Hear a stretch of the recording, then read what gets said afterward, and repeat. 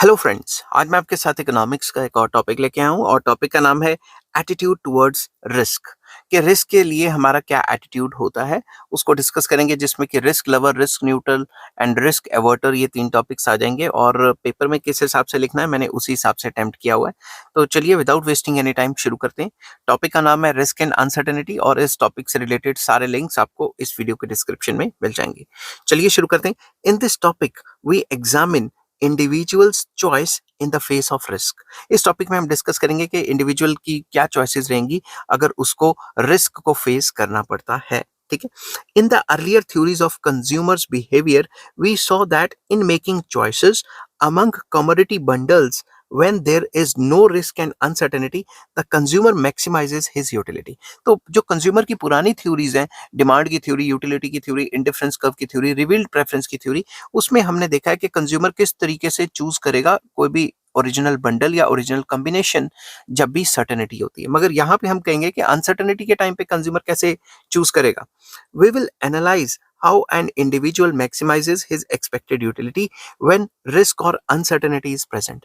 तो यहाँ पे जब रिस्क एंड अनसर्टेनिटी प्रेजेंट होगा तो क्या करेगा कंज्यूमर, वो चीज डिस्कस करेंगे। Peoples preferences towards risk greatly differ. जो लोगों की जो प्रेफरेंसेस हैं रिस्क के लिए वो डिफर करती हैं। ठीक है।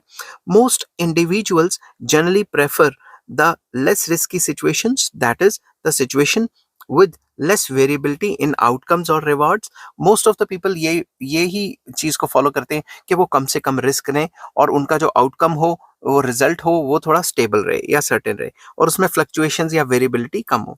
in other words, most individuals seeks to minimize risk and are called risk averter और risk averse।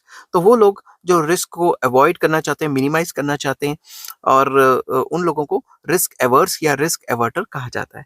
However, some individuals prefer risk and are therefore called risk seekers or risk lovers। तो कुछ लोग ऐसे भी होते हैं जो रिस्क को हमेशा जो है प्रेफर करना चाहते हैं और रिस्क को लेना चाहते हैं, उनको रिस्क सीकर्स भी कहा जाता है और रिस्क लवर्स भी कहा जाता है। Some other individuals are indifferent towards risk are called risk neutral. तो कुछ लोग ऐसे हैं वो रिस्क ले ना ले उनको कोई फर्क ही नहीं पड़ता, उनको रिस्क न्यूट्रल कहा जाता है।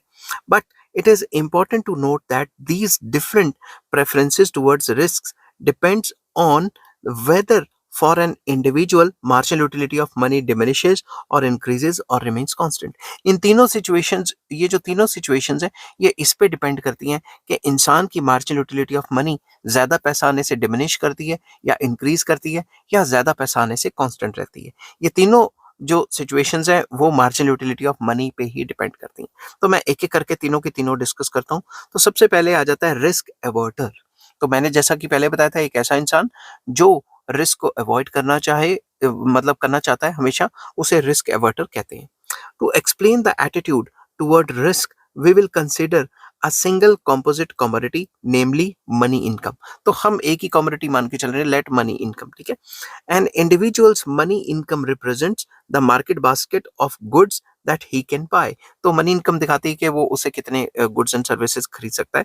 It is assumed that the individual know knows the probabilities of making or gaining money income in different situations। हम ये assume करके चल रहे हैं कि उनको probabilities वगैरह निकालनी आती हैं कि अगर उनको इतना गेन हुआ तो इतनी probability होगी, लॉस हो गया तो फला फला probability होगी। ठीक है। probability उनको probability के बारे में कंज्यूमर को पता है।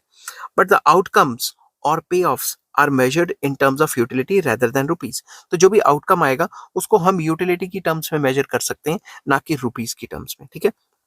मैंने एक एग्जांपल ली हुई है और उसी के थ्रू हम इसको एक्सप्लेन करेंगे। एक्स एक्सिस पे हमने मनी इनकम दिया है जो कि थाउजेंड्स में है, और वाई एक्सिस में यूटिलिटी दी है, और ये यूटिलिटी कर्व है। ठीक है। कई बुक्स में इसको एनएम यूटिलिटी कर्व भी कहा गया है। ठीक है। तो in the given figure we have drawn a curve O U, ये वाली जो कर्व है ओ यू हमने बनाई हुई है, showing the utility function of money income of an individual who is risk averse. जो रिस्क एवर्ट करता है, रिस्क को अवॉइड करता है, उस बंदे की कर्व जो है वो इस तरीके से होती है। वो मतलब जो यूटिलिटी है वो डिमिनिशिंग रेट से बढ़ती है। समझ गई बात। The slope of total utility function O U decreases as money increases as money income of the individual increases. तो जैसे जैसे इंसान के पास ज्यादा पैसा आ रहा है, उसकी जो यूटिलिटी है वो बढ़ तो रही है मगर डिमिनिशिंग रेट से बढ़ रही है, समझ गई बात। तो डिमिनिशिंग रेट का जो स्लोप होता है वो ये होता है सॉरी, ठीक है, यही वाला स्लोप होता है। The given figure shows as money income of the individual increases from 10 to 20,000 rupees, his total utility increases from 45 utils to 65 utils, and when money income increases from 20,000 to 30,000 rupees, his total utility increases from 65 to 75 utils. तो यहाँ पे ये बताया गया कि अगर इंसान की जो है जिसकी एग्जांपल ले रहे हैं उसकी 10,000 तनख्वाह है तो उसकी जो यूटिलिटी है वो है 45। अगर 10,000 से 20,000 हो जाती है पॉइंट बी पे तो उसकी यूटिलिटी बढ़ के 65 हो जाती है। मगर अगर 10,000 और बढ़ जाती है 30,000 हो जाती है तो उसकी यूटिलिटी इतनी ज्यादा नहीं बढ़ती जितनी पहले बढ़ी थी। तो पहले कितने से बढ़ी थी यूटिलिटी? पहले यहाँ से बढ़ी थी सॉरी, पहले बढ़ी थी 20 यूटिल्स से, ठीक है, 20 से बढ़ी थी, मगर अभी भी तो जब बढ़ी है तो सिर्फ 10 से बढ़ी है ना। तो कहने की बात ये कि उसकी जो यूटिलिटी है, टोटल यूटिलिटी, वो डिमिनिशिंग रेट से बढ़ रही है, समझ की बात।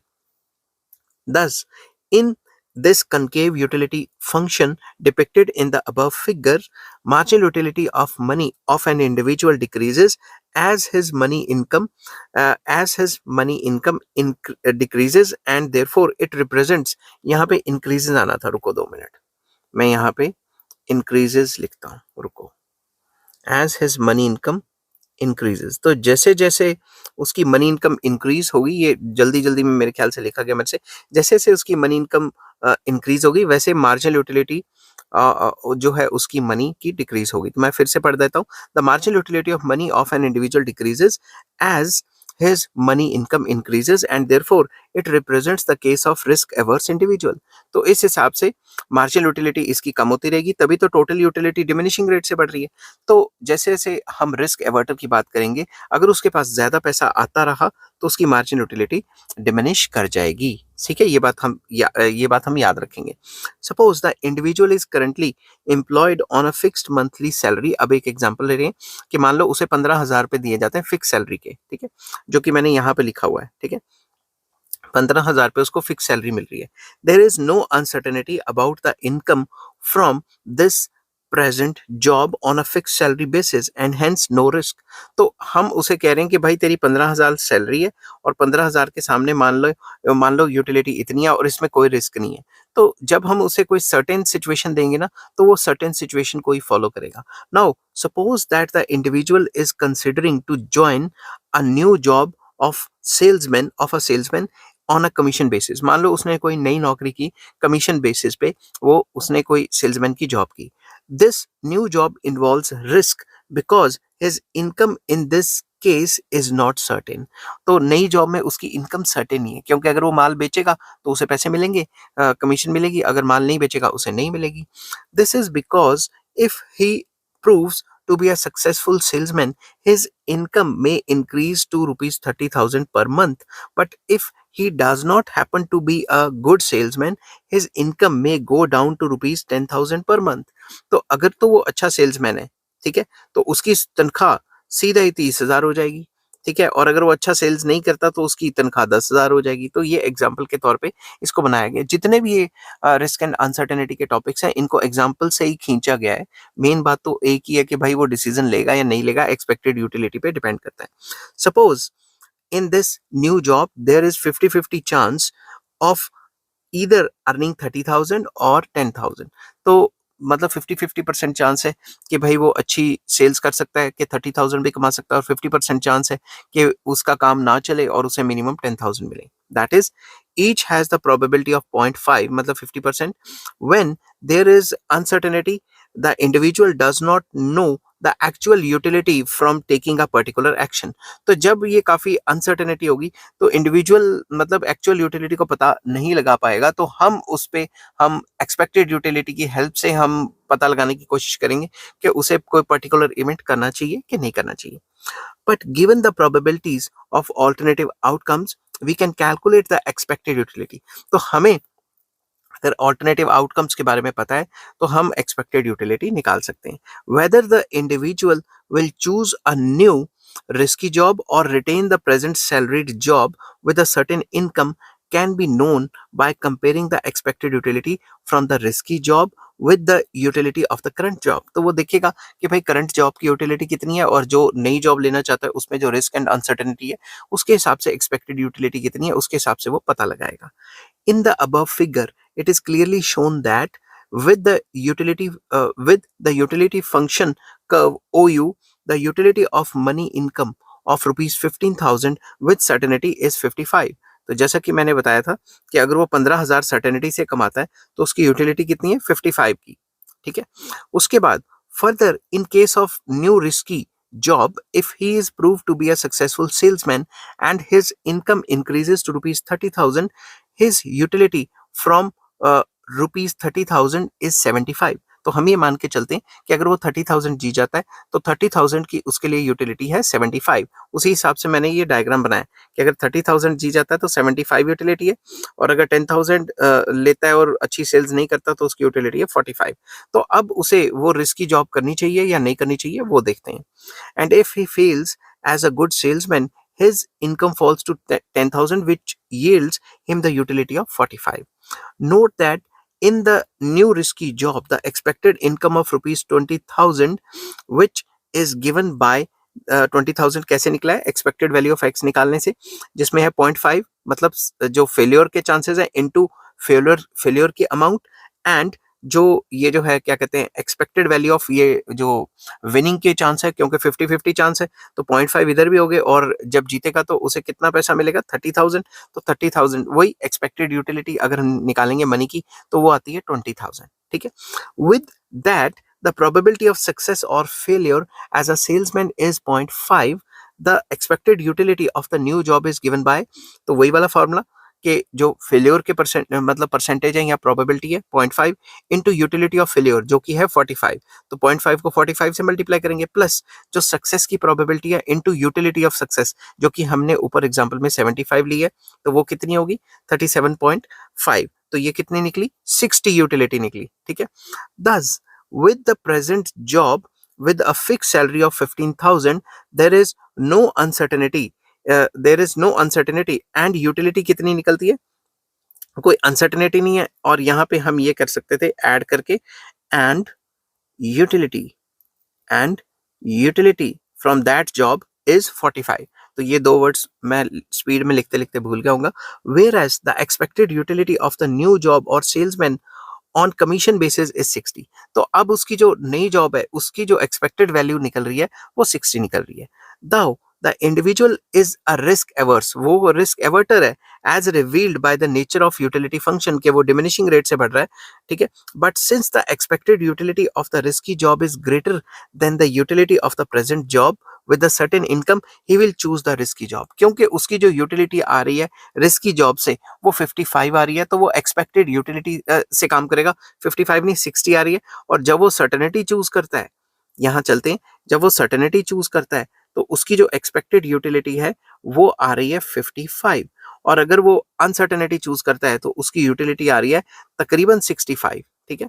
यहाँ पे जो हमारी एग्जांपल है उसमें 60 आ रहा है तो मैं यहाँ पे 60 लिख देता हूँ ताकि आपको कंफ्यूजन ना हो. ठीक है. मैं यहाँ पे लिख लेता हूँ 60. ठीक है.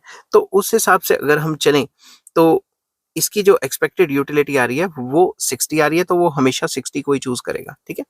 तो इसमें एक और चीज हम एड ऑन कर लेते हैं. Let us now slightly change the data. मान लो हम थोड़ा डाटा ऊपर नीचे कर देते हैं. Suppose that if the individual in his new job proves to be successful and earns 30,000, double the present assured income of rupees 50,000. जो उसकी assured income है 15,000 उससे उसको डबल पैसा आ रहा है. But if he fails in his new risky job of a salesman on commission basis, his income falls to zero. और अगर उसने कोई सामान बेचा ही नहीं तो उसकी इनकम 10,000 की बजाय जीरो आएगी.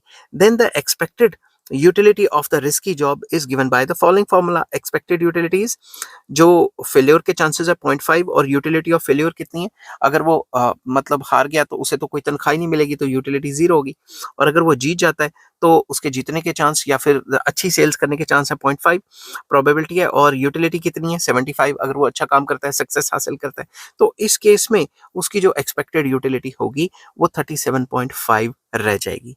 Now the expected utility from the new risky job is less than the utility of 55 from the present job with the assured income of 15,000.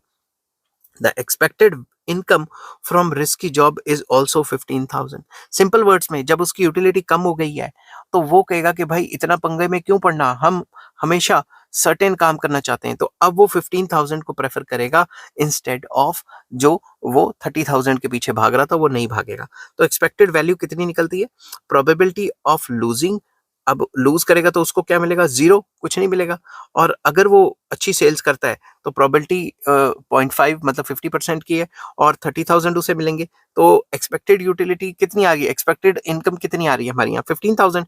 तो जब 15,000 सर्टेनिटी में आ रही है तो वो क्यों मतलब रिस्क लेने चाहेगा? वो कहेगा ठीक है मैं इतना ही रखता हूँ, क्योंकि इसकी कम से कम यूटिलिटी तो 55 की मिल रही है ना, अगर रिस्क ना लूँ तो वो 15,000 पे ही जाएगा, क्योंकि इस पे उसको रिस्क कम है. अगर हम अपना एग्जाम्पल हल्का सा चेंज कर दें तो वो 15,000 पे ही रहेगा. ठीक है, तो इस हिसाब से मैंने एक्सप्लेन करने की कोशिश की है कि रिस्क एवर्टर सिचुएशन क्या होती है. In the above figure we are considering the choice of a risk averse individual for whom marginal utility of money declines या diminishes as he has more of it. तो जैसे जैसे उसके पास पैसा ज्यादा होगा पैसे की marginal utility गिरेगी. Precisely speaking, a person who prefers a certain given income to a risky job with the same expected income is called risk averter or risk averse. तो कोई भी इंसान जो ज्यादा प्रेफरेंस देता है रिस्की जॉब को छोड़ के सम सर्टेन इवेंट को, उसे रिस्क एवर्स या फिर रिस्क एवर्टर कहा जाता है. Risk aversion is the most common attitude towards risk. तो ये तो सबको पता है कि हर कोई रिस्क को अवॉइड करना चाहता है, तो ये सबसे कॉमन एटीट्यूड है इंसान का. ठीक है, तो रिस्क एवर्टर के बाद अब नई सिचुएशन आ जाती है रिस्क लवर. कि रिस्क लवर क्या करता है भाई, रिस्क लवर की यूटिलिटी किस हिसाब से होती है वो डिस्कस करते हैं. ठीक है, a person is a risk preferer or risk loving who prefers a risky outcome with same expected income as a certain income. Simple words में ये एक ऐसा पर्सन है जो कि रिस्क को मतलब लव करता है और एक्सपेक्टेड इनकम के हिसाब से, एक्सपेक्टेड यूटिलिटी के हिसाब से रिस्क को लेना चाहता है ज्यादा से ज्यादा. इसको मैं with the help of example समझाऊंगा आपको. ठीक है, in the case of a risk loving individual, marginal utility of income to the individual increases as his money income increases, as shown by the convex total utility function curve OU as shown in the given figure या figure given below. तो जो risk lover होता है उसकी जो utility होती है, marginal utility of money होती है, वो इंक्रीज करती है, इसलिए उसका जो total utility of money function होता है वो इंक्रीजिंग रेट से बढ़ता है. समझ गई बात? ये इंक्रीजिंग रेट से इसकी टोटल यूटिलिटी फंक्शन क्यों बढ़ रहा है? क्योंकि इसकी marginal utility of money increasing होती है, कि ज्यादा पैसा आने से इसको ज्यादा मार्जिनल यूटिलिटी हो जाती है बजाय कि कम हो. तो इसके ऊपर diminishing marginal utility of money apply होता ही नहीं. ठीक है, तो वही एग्जांपल लेते हैं. तो यहाँ पे मैंने मनी इनकम लिख दिया जो कि थाउजेंड्स में, और यहाँ पे यूटिलिटी लिख दी. Suppose this risk loving individual has a present job with a certain income of ₹20,000. हम ये अज्यूम करके चलते हैं कि उसकी इनकम 20,000 है, वो सर्टेन है. It is seen from the given figure that the utility of 20,000 is 43. तो ये जो 20,000 सर्टेन इनकम है उसकी जो एक्सपेक्टेड यूटिलिटी है वो है 43. ठीक है, 43 यूनिट्स या यूटिल्स लिख सकते हो to the individual. Now if he is offered a risky job with his income of ₹30,000, if he happens to be a highly efficient and ₹10,000, if he happens to be not so efficient in the new job with the equal probability of 0.5 in these two jobs, then the expected utility from the new job will be as under. तो simple words में वही बात कि अगर वो efficient है तो वो ज्यादा अच्छा काम करेगा तो भाई उसकी इनकम 30,000 हो जाएगी, और अगर वो नॉट सो एफिशिएंट है तो उसकी 10,000 रह जाएगी. ठीक है, अब इसकी जो एक्सपेक्टेड यूटिलिटी निकालने का फॉर्मूला है वो तो वही है, मतलब फेल्योर के क्या चांसेस है? 0.5, 50% चांसेस है, एंड यूटिलिटी ऑफ 10,000 प्लस जो सक्सेस के चांसेस है वो 0.5 इंटू यूटिलिटी ऑफ 30,000 अगर वो सक्सेस हासिल करता है. ठीक है, it is shown in the above figure that the utility of 10,000 to the individual is 20 units. जो 10,000 है उसकी जो यूटिलिटी है 20 यूनिट्स की है, और जो 30,000 है उसकी यूटिलिटी 83 यूनिट्स की है या यूटिल्स की है. ठीक है, तो देयरफॉर इसको हम एग्जांपल में डाल लेते हैं. तो ये हो गया फेलियर इनटू उसके 20 यूनिट्स की जो यूटिलिटी मिलती है, और जो सक्सेस है इनटू 83 यूनिट्स की जो यूटिलिटी मिल रही है. अब इसको सॉल्व करेंगे तो ये कितना आ गया? 51.5. तो अगर आप देखेंगे वो जो सर्टेनिटी से काम कर रहा है, स्टेबिलिटी से काम कर रहा है 20,000, उसकी यूटिलिटी है 43। और अगर वो अनसर्टेनिटी क्रिएट करता है अपने लिए तो उसकी यूटिलिटी है ज्यादा, तो वो हमेशा रिस्क ज्यादा ही लेगा। ठीक है। Since the expected utility from the new risky job is 51.5, which is greater than the utility of 43 from the present job with a certain income of rupees 20,000, the risk loving individual will prefer new risky job even though the expected income in the new risky job is also 20,000। जो उसकी जो expected जो है वो भी 20,000 ही निकल के आती है। अगर आप इसको सॉल्व करोगे कि जो फेलियर की प्रोबेबिलिटी है 0.5 इंटू 10,000 प्लस जो सक्सेस की है 0.5 इंटू 30,000, तो मतलब सक्सेस और फेलियर की जो यूटिलिटीज हैं या फिर जो मनी इनकम दी हुई है उनको इसी फॉर्मूले में डाल के निकालोगे तो वो 20,000 ही निकल रही है। तो वो कह रहा है कि भाई मुझे अनसर्टेनिटी में भी 20,000 ही मिल रहा है और मेरी एक्सपेक्टेड यूटिलिटी ज्यादा आ रही है, तो मैं क्यों ना रिस्क लूं। As mentioned above, most of the individuals are risk averse, but there is a good deal of evidence of people who are risk seekers। तो जैसा कि पहले कहा था कि ज्यादातर लोग तो रिस्क को अवॉइड करना चाहते हैं, मगर ऐसे लोग भी हमें बहुत मिल जाते हैं जो हमेशा रिस्क को लेना चाहते हैं ताकि वो ज्यादा कमाई कर सके। It is risk loving individuals who indulge in gambling, buying lottery tickets, engage in criminal activities such as robberies, big frauds, even at risk of getting heavy punishments if caught। तो ये वही रिस्क लवर्स ही होते हैं जो उल्टे सीधे काम भी करते हैं और कभी कभी जुआ भी खेलते हैं, लॉटरीज भी डालते हैं, क्योंकि वो हमेशा ये चाहते हैं कि भाई हमें बड़े रिस्क में बड़ी कमाई करनी है। समझ गई बात। तो ये तो था रिस्क लवर का जो है सिचुएशन। नेक्स्ट जो सिचुएशन आ जाती है वो आ जाती है रिस्क न्यूट्रल की सिचुएशन। ठीक है। तो रिस्क न्यूट्रल क्या होता है वो मैं इस वीडियो में आपको बताता हूं कि क्या होता है। जिस हिसाब से पेपर में लिखना है मैंने उसी हिसाब से लिखा हुआ है। ठीक है। A person is called risk neutral if he is indifferent between a certain given income and uncertain income with the same expected value। तो रिस्क न्यूट्रल एक ऐसा पर्सन है, चाहे वो रिस्क ले ना ले उसको कोई फर्क नहीं पड़ रहा, उसकी जो मार्जिनल यूटिलिटी ऑफ मनी है वो कांस्टेंट रहती है। एग्जांपल के तौर पे मान लो मैं बहुत अमीर हूँ। ठीक है, वैसे इतना अमीर नहीं हूँ, मान लो मैं बहुत ज्यादा अमीर हूँ। अगर मैं किसी जगह पे गया और मैंने 10,000 की लॉटरी डाली तो मेरे अरबों खरबों रुपए मेरे पास पड़े हैं। तो अगर मैं वो 10,000 की लॉटरी जीत भी जाता हूँ तो भी मुझे कोई फर्क नहीं पड़ता, और अगर मैं हार भी जाता हूँ तो भी मुझे कोई फर्क नहीं पड़ता। इस टाइप के एटीट्यूड को हम रिस्क न्यूट्रल कहते हैं। An individual will be risk neutral if his marginal utility of money income remains constant with the increase in his money। तो जैसे जैसे उसका मनी बढ़ेगा उसकी जो मार्जिनल यूटिलिटी ऑफ मनी है वो कांस्टेंट रहेगी। तो इसको भी मैंने उसी एग्जांपल से समझाया हुआ है कि money income in thousands and utility. ठीक है। The total utility function of a risk neutral is shown with the help of diagram. तो डायग्राम की मदद से हमने एक्सप्लेन किया है। The given figure shows that the utility of a certain income of rupees 20,000 is 80। तो certain income उसकी है 20,000 और उसकी यूटिलिटी है 80 की। ठीक है। Now in the risky job when the income increases to rupees 30,000, if he proves to be a successful salesman, the utility of 30,000 is 120। अगर वो एक अच्छा सेल्समैन बन जाता है तो उसकी तनख्वाह 30,000 हो जाती है और उसकी यूटिलिटी बढ़ जाती है कितने से 40 से बढ़ के 120 हो जाती है। 120 यूनिट्स या यूटिल्स कुछ भी कह सकते हो। On the other hand, if in a risky job he proves to be a bad salesman, his income goes down to 10,000 whose utility to the individual is 40। तो अगर वो अच्छा सेल्समैन नहीं बन पाता तो उसकी जो तनख्वाह 10,000 हो जाती है, तो 10,000 की यूटिलिटी है 40। तो इसको हम कैलकुलेट करते हैं। We assume that there is equal probability of high and low income in the risky job. हम ये मान के चलते हैं कि 50-50% चांसेस हैं उसकी अच्छी इनकम भी हो सकती है, बुरी भी हो सकती है, मतलब काम अच्छा भी कर सकता है, बुरा भी कर सकता है। Note that expected value of income in the new job with N uncertain income is rupees 20,000। तो जो भी उसकी जो न्यू रिस्क की जॉब है उसमें अनसर्टेन इनकम जब हम निकालते हैं वो भी 20,000 आती है। कैसे निकालते हैं वो मैंने यहाँ पे बताया हुआ है। वही वाला फॉर्मूला कि एक्सपेक्टेड निकालने के लिए 0.5 इंटू यूटिलिटी ऑफ 10,000 प्लस 0.5 जो सक्सेस के चांसेस हैं इंटू यूटिलिटी ऑफ 30,000। ये अगर आप सॉल्व भी करोगे तो ये आपको जो है उतनी उतनी की उतनी मिलेगी। ठीक है। यहाँ पे मैं यूटिलिटी हटा देता हूँ। ठीक है। उतनी की उतनी मिलेगी जो कि मैंने आपको बताया 20,000। ठीक है।